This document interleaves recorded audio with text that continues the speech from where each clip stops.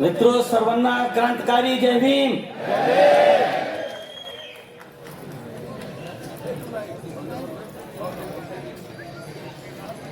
सबसे पहले बहुजन समाज में जन्मे संतों, गुरुओं, महापुरुषों में विशेष रूप से भारत में सामाजिक क्रांति के पितामह, शिक्षा की ज्योत जलाने वाले महात्मा ज्योतिबा फुले, बहुजनों के आदर्श और भारत में आरक्षण के जनक कुंभी राजा राजऋषि छत्रपति साहू जी महाराज, सही माने में शोषितों की लड़ाई को पूरे भारतवर्ष में कामयाब बनाने वाले भारतीय संविधान के निर्माता, विश्व रत्न बोध सत्य बाबा साहब डॉक्टर भीमराव अंबेडकर, और उनके बाद इन महापुरुषों के पवित्र कारवा को भारत की बदली हुई परिस्थितियों में एक नई दिशा देने वाले वाम से PS4, BRC और बहुजन समाज पार्टी के संस्थापक, इस सदी के महानायक मानवर श्री कांशीराम साहब के चरणों में श्रद्धा सुमन अर्पित करते हुए मैं बहुजन समाज पार्टी की राष्ट्रीय अध्यक्ष और आबादी के हिसाब से इस देश के सबसे बड़े सूबे उत्तर प्रदेश की चार बार लोकप्रिय, न्यायप्रिय, जनप्रिय मुख्यमंत्री रही, संसद की शेरनी, आयरन लेडी, परम आदरणीय बहन कुमारी मायावती जी को अपना आदर्श और प्रेरणा स्रोत मानते हुए उन्हें अपने हृदय की गहराइयों से कोटि कोटि आभार व्यक्त करता हूं कि उन्होंने मुझ जैसे एक साधारण से कार्यकर्ता को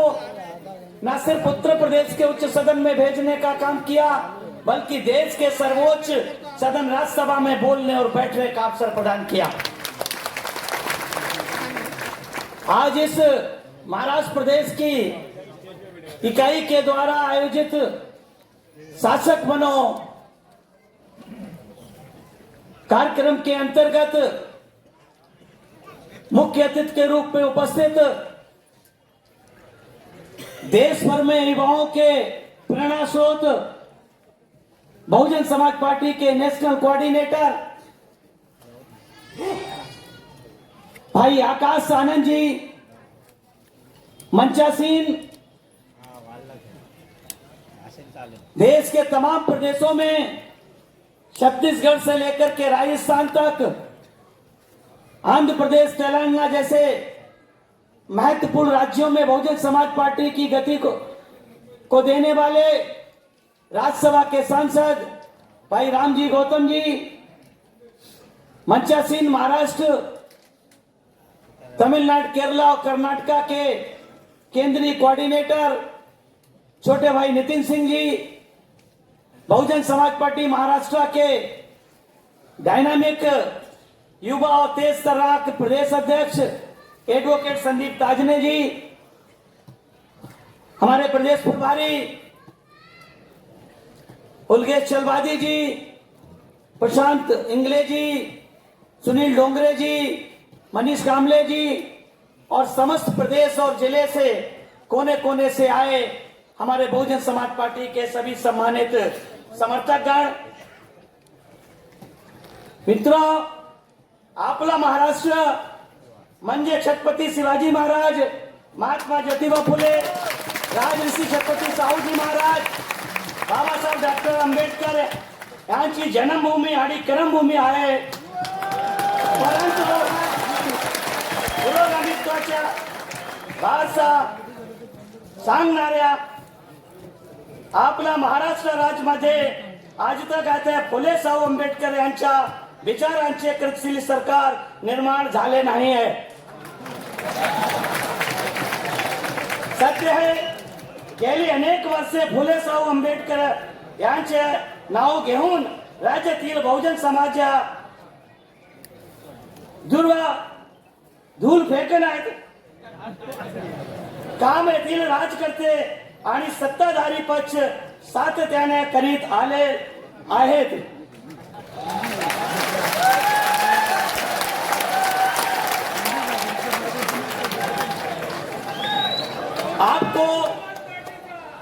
बीच में अपनी बात रखने से एक बात स्पष्ट हो गई होगी साथियों कि जब हम उत्तर प्रदेश से आकर के आपकी भाषा में कुछ बात कह सकते हैं तो महाराष्ट्र में बहुजन समाज पार्टी की सरकार हो सकत है। हमें उस बात को याद करना होगा जब 1971 में इस सदी के महानायक मानवर कांसीराम साहब पूना के संत गाडगे धर्मशाला के बाहर बैठ के जब कांग्रेस और आरपीआई के बीच उस युति की घोषणा का इंतजार कर रहे थे। 1971 याद करके देखिए साथियों, जब आरपीआई के सबसे बड़े ग्रुप के साथ दादा साहब बी.आर. गायकवाड़ और मोहन धारिया के बीच समझौता हुआ था तो उस समझौते में 521 सीटों में से 520 सीटें गांधी के चेलों को गई थी और एक सीट बाबा साहब के चेलों के हिस्से में आई थी। उस समय मानवर कांसीराम साहब ने तत्कालीन बाबा साहब के परिनिर्वाण के बाद बाबा साहब के आंदोलन की जिम्मेदारी जिनके कंधों पे, जिन लेफ्टिनेंटों के कंधे पे, जिन अनुयायियों के कंधे पे आई थी, उनके पास जाकर के कहा कि बाबा साहब की विचारधारा अच्छी है, ये पवित्र आंदोलन है, आप लोग आरपीआई छोड़ करके कांग्रेस में जाने की गलती मत करें। तब उस समय बाबा साहब के लेफ्टिनेंटों ने क्या कहा था कि बाबा साहब की विचारधारा तो अच्छी है लेकिन सफल हो सकत रहे। विचारधारा चांगली है, विचारधारा चांगली है पर सफल हो सकत रहे। तब मानवर कांसीराम साहब ने उस समय बाबा साहब के उन लेफ्टिनेंटों से कहा था कि ये विचारधारा चांगली भी है और सफल भी हो सकती है, सफल हो सकत है। और उस सफल हो सकत के नारे को मानवर श्री कांसीराम साहब ने बहुजन समाज पार्टी की वर्तमान राष्ट्रीय अध्यक्ष, देश के सबसे बड़े सूबे उत्तर प्रदेश की 4 बार मुख्यमंत्री रही परम आदरणीय बहन जी के साथ मिलकर के जब इस आंदोलन को उत्तर भारत में गति देने का काम किया। और आप लोगों को याद होगा जब 1989 में 1989 में जो पार्टी 14 अप्रैल 1984 को लाल किले की खुले मैदान में बनी थी और 1989 में जब चुनाव लड़ी तो 3 मेंबर ऑफ पार्लियामेंट और 13 आमदार और 3 खासदार बना करके देश की साथियों आरपीआई से 10 गुना बड़ी पार्टी बन गई थी। 10 गुना आरपीआई से। इतिहास साथियों साक्षी है इस बात का कि इतने कम समय में कोई भी पार्टी देश में देश की राष्ट्रीय पार्टी नहीं बनी जितने कम समय में बहुजन समाज पार्टी इस देश की राष्ट्रीय पार्टी बनी। मानवर कांसीराम साहब ने इस देश के उन तमाम नौजवानों के सहयोग के साथ, उन तमाम नौकरी पेशा लोगों के साथ जिनको मानवर कांसीराम साहब ने पूना की धरती से तैयार करना शुरू किया था और उनसे कहा था कि इन महापुरुषों की विचारधारा अच्छी है। इन महापुरुषों ने इस देश में अथक संघर्ष करने का काम किया है। जब ये महापुरुष उस समय संघर्ष कर सकते थे जब इनके पास कोई साधन संसाधन नहीं थे, इनके पास कोई हाथ रखने वाला नहीं था। आज हमारे पास दुनिया का सबसे बड़ा संविधान है जिसको हमारे मसीहा बाबा साहब डॉक्टर भीमराव अम्बेडकर ने लिखा है। अपने परिवार की कुर्बानी देने के बाद लिखा है। उस कुर्बानी को याद दिलाने का काम हमारे मसीहा मानवर श्री कांसीराम साहब ने देश के तमाम सूबे में जाकर के रात दिन मेहनत करके अपने अरमानों की बलि देने का काम किया। अपने घर को, अपने परिवार को, अपने शादी न करने के विचार को उन्होंने पूरे जग के सामने, पूरे संसार के सामने उसको लाने का काम किया कि मैं जीवन भर शादी नहीं करूंगा, अपना घर नहीं बसाऊंगा, अपना धन इकट्ठा नहीं करूंगा। यहां तक कि उन्होंने अपने पिता के स्वर्गवास के बाद, अपने पिता के मरने के बाद उनको अंतिम संस्कार में भी शामिल होने का काम नहीं किया। और साथियों सौभाग्य हम सब लोगों का, सौभाग्य है हम लोग उस कुदरत को धन्यवाद देते हैं कि मान जो समस्याएं बाबा साहब के परिनिर्वाण के बाद आई थी, जो समस्याएं बाबा साहब के परिनिर्वाण के बाद आई थी, बाबा साहब के आंदोलन को गति देने के लिए कोई नेतृत्व आकर के खड़ा नहीं हुआ था। ऐसा नहीं था कि बाबा साहब डॉक्टर भीमराव अंबेडकर ने अपने अनुयायियों को तैयार नहीं किया था, लेकिन उनमें से कोई भी साथी जिनको तैयार किया था वो अपनी और अपने परिवार की कुर्बानी के लिए तैयार नहीं हुए थे। मानवर कांशीराम साहब ने उस दर्द को महसूस किया था जो बाबा साहब के परिनिर्वाण के बाद 15 सालों के अंदर बाबा साहब का पवित्र आंदोलन, बाबा साहब की जन्मभूमि, बाबा साहब की कर्मभूमि महाराष्ट्र में जमींदोज होने लगा था। इसलिए मानवर कांशीराम साहब ने अपने जीते जी आदरणीय बहन कुमारी मायावती जी को 2001 में लाखों की संख्या में गोमती नदी के किनारे अपना उत्तराधिकारी के रूप में आदरणीय बहन जी को घोषित करने का काम किया था। और साथियों, तमाम लोग तमाम तरह की बातें करते हैं। आदरणीय बहन जी ने मानवर श्री कांशीराम साहब के बताए रास्ते पे चल करके खुद को भी उन्होंने भी शादी न करने का फैसला किया और साथियों अपना पूरा जीवन इस देश के बहुजन समाज की तरक्की और विकास के लिए करने का काम किया। इतिहास इस बात का साक्षी है कि आदरणीय बहन जी ने उत्तर प्रदेश में 3 जून 1995 को जब अपनी पहली सरकार बनाने का काम किया था तो देश और दुनिया की मीडिया के सामने आदरणीय बहन जी ने कहा था कि मेरी सरकार की पहली प्राथमिकता होगी मेरे प्रदेश में रहने वाले सभी जात वर्ग मजहब के लोगों की जान माल और सुरक्षा की गारंटी होगी। उन्होंने चारों बार की सरकार में अपने उस वादे को कायम रखने का काम किया। उत्तर प्रदेश में चाहे राम भूमि जन्मभूमि और मां बाबरी मस्जिद का विवाद का जब रिजल्ट आया था, जब उस समय फैसला आया था लखनऊ की हाईकोर्ट बेंच से, तो उत्तर प्रदेश के आसपास के तमाम प्रदेशों में कर्फ्यू जैसा माहौल था, लेकिन उत्तर प्रदेश में बहन जी मुख्यमंत्री थी। उत्तर प्रदेश में 6 साल का बच्चा भी अपनी पीठ पे बस्ता टांग करके स्कूल जाने का काम किया था। तो जो बात बहन जी ने 3 जून 1995 को देश और दुनिया की मीडिया के सामने कही थी, उसको उन्होंने अपनी चारों बार की सरकार में अपने वादे पे कायम रहने का काम किया। और उन्होंने इसके साथ ही साथ जो मानवर कांशीराम साहब ने अपने जीते जी जो काम किया, ठीक उसी तरह चल करके जब आदरणीय बहन जी ने इस बात को कहा कि मेरे परिवार से कोई भी आदमी राजनीति में नहीं आएगा,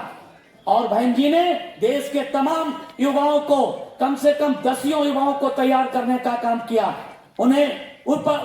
अपने उपाध्यक्ष, राष्ट्रीय उपाध्यक्ष बनाने का मौका देने का काम किया। लेकिन जब आदरणीय बहन जी ने देखा कि कोई भी साथी अपने परिवार की कुर्बानी देने को तैयार नहीं है, तब बहन जी दुखी हुई और उस समय वो सोचने लगी आखिर किसको बनाया जाए, आखिर इस मूवमेंट को आगे कौन ले जाने का काम करेगा। तब साथियों मैं आप लोगों को बताना चाहता हूँ, आप लोगों ने सोशल मीडिया के माध्यम से या टीवी के माध्यम से, झूठे अखबारों के माध्यम से क्या सुना क्या नहीं सुना मुझे पता नहीं, लेकिन मैं आपको बताना चाहता हूँ, माननीय बहन जी ने स्पष्ट रूप से कहा था कि मेरे परिवार से कोई भी व्यक्ति राजनीति में नहीं आएगा। लेकिन जब तमाम प्रयोग बहन जी के असफल हो गए, तो तमाम सीनियर साथियों ने, जो बहन जी के आसपास सीनियर लीडर थे बहुजन समाज पार्टी के, पूरे देश भर के लोगों ने कहा कि बहन जी आप किसी न किसी अपने भाई को राजनीति में आगे लाने का काम करें ताकि इस मूवमेंट को आगे बढ़ाएं। बहन जी फिर भी तैयार नहीं हुई। यहां तक कि जो हमारे वर्तमान राष्ट्रीय उपाध्यक्ष हैं श्री आनंद कुमार जी, उन्होंने बहन जी के उस समय साथ खड़े रहे जब बहन जी के ऊपर भारतीय जनता पार्टी की सरकार ने तमाम इनकम टैक्स और ईडी के ताज कॉरिडोर माल में झूठा फंसाने का काम किया। जब आय से अधिक संपत्ति में ताज कॉरिडोर मामले में आदरणीय बहन जी को झूठा फंसाने का काम किया, उस समय भी आनंद कुमार जी हमारे जो राष्ट्रीय उपाध्यक्ष है वो उनके साथ खड़े रहे। तब भी बहन जी ने उनको, उन परिस्थितियों में बहन जी ने उनको किसी भी पद पे लाने का काम नहीं किया। वो अपनी स्वेच्छा से पार्टी का काम करते रहे, सब लोगों को जोड़ने का काम करते रहे। लेकिन जब तमाम युवा साथी राष्ट्रीय उपाध्यक्ष के रूप में असफल हो गए, तब आदरणीय बहन जी ने, तब बहन जी के सामने लंदन से पढ़ करके आए, जहां बाबा साहब ने डिग्रियां प्राप्त की, वहीं से डिग्रियां प्राप्त करके जब श्री आकाश आनंद जी आए और इन्होंने आदरणीय बहन जी से कहा, जब इन्होंने बहन जी से कहा कि बहन जी हम आपके साथ काम करना चाहते हैं, हम मूवमेंट में काम करेंगे, शुरुआत में बहन जी को भरोसा नहीं हुआ। जैसा कि हमारे अभी एक साथी जो मिशन के गायक हैं राहुल अनवेकर जी ने अभी कहा कि खूबसूरत भी हैं और इस समय उम्र उनकी लड़कियों के साथ घुमाने टहलाने की है। तो साथियों सोच के देखिए, उन्होंने जब आज से 5 साल पहले जब बहन जी से ये कहा होगा तो उनकी कितनी उम्र रही होगी। तो उन्होंने कहा कि हम बहन जी काम करना चाहते हैं पार्टी में, बहन जी को भरोसा नहीं हुआ था, बहन जी को भरोसा नहीं हुआ। बहन जी ने कहा ठीक है, ये ऐसे ही अभी जोश में कह रहे हैं, लेकिन इनके कमिटमेंट को, इनके जुनून को और पार्टी के लोगों के साथ इनके मित्रवत व्यवहार को आप लोगों ने सोशल मीडिया के माध्यम से देखा होगा। श्री आकाश आनंद जी हमारे नेशनल कोऑर्डिनेटर आए दिन साथियों 30 में 30 दिन 365 दिन पीएसपी के काम के लिए लोगों से मिलते रहते हैं। दिल्ली में होते, दिल्ली में कभी राजस्थान, कभी मध्य प्रदेश, कभी छत्तीसगढ़, कभी झारखंड, तमाम प्रदेशों में साथियों उसी क्रम में आपके प्रदेश में आए, आपके प्रदेश में आए हैं। हो सकत है कि इस कार्यक्रम में इसलिए क्योंकि महाराष्ट्र की धरती वो धरती है जिस धरती पे जो धरती कहते हैं संत महापुरुषों की साथियों जन्म भूमि कर्म भूमि रही है। अनेकों संत महापुरुष इस धरती पर पैदा हुए हैं, उन्होंने पूरे देश को दिशा देने का काम किया है। इस धरती ने तमाम संतों गुरुओं महापुरुषों को पैदा किया है। इसलिए साथियों इसी धरती पे मानवर कांसीराम साहब ने अपने आंदोलन की शुरुआत की है और इसी धरती से हो सकत है कि फार्मूले के तहत हमारे नेशनल कोऑर्डिनेटर श्री आकाश आनंद जी आपके बीच में हैं। मैं आप लोगों से जानना चाहता हूं कि आप लोग एक एक साथी महाराष्ट्र का साथियों, आप लोग इस संदेश को अपने एक एक गांव में, अपने अपने जिले में जाकर के कहेंगे कि आकाश जी संघर्ष करो, हम आपके साथ हैं। आकाश जी संघर्ष करो, मते आमची सत्ता तुमची नाही चालना, नाही चालना, मते आमची सत्ता तुमची, मते आमची सत्ता तुमची। साथियों ये वो नारा है जो मानवर श्री कांसीराम साहब ने लाल किले की दीवार के नीचे, उस लाल किले के मैदान में लगाने का काम किया था 14 अप्रैल 1984 को कि वोट हमारा राज तुम्हारा, जितनी जिसकी संख्या भारी, जो बहुजन की बात करेगा, हमें नहीं तो तुम्हें नहीं, चैन नहीं आराम नहीं, हमें नहीं तो तुम्हें नहीं, वोट से लेंगे सीएम पीएम, आरक्षण से लेंगे, वोट से लेंगे सीएम पीएम। साथियों चाहे देश में हो, चाहे देश के तमाम प्रदेशों में हो, किसी भी राजनीतिक पार्टी में इतनी हिम्मत नहीं है कि बहुजन समाज पार्टी के रहते बाबा साहब के संविधान की एक लाइन भी बदलने का काम सके। इसलिए साथियों बाबा साहब ने आपको बराबर का वोट का अधिकार भारत के संविधान में देने का काम किया है। 1 मैन 1 वोट, 1 वोट 1 वैल्यू। उस वोट की ताकत को समझने का काम करें। जब उत्तर प्रदेश के लोग, मध्य प्रदेश के लोग, छत्तीसगढ़ के लोग, राजस्थान के लोग, पंजाब और हिमाचल प्रदेश, जम्मू कश्मीर के लोग जब इस वोट की ताकत को समझ सकते हैं साथियों, तो ये तो बाबा साहब की जन्मभूमि कर्म भूमि है। महाराष्ट्र के लोग इस वोट की ताकत को क्यों नहीं समझ सकते हैं? आप लोग साथियों इस वोट की ताकत को समझिए। और इस देश में केवल और केवल देश की तीसरी बड़ी पार्टी बहुजन समाज पार्टी एकमात्र ऐसी पार्टी है जो बाबा साहब के इस आंदोलन को मंजिले मकसूद तक पहुंचाने का काम कर सकती है साथियों। इसलिए साथियों आप लोग दोनों हाथ उठा करके हमारे नेशनल कोऑर्डिनेटर जी को भरोसा दिलाने का काम करें कि आने वाले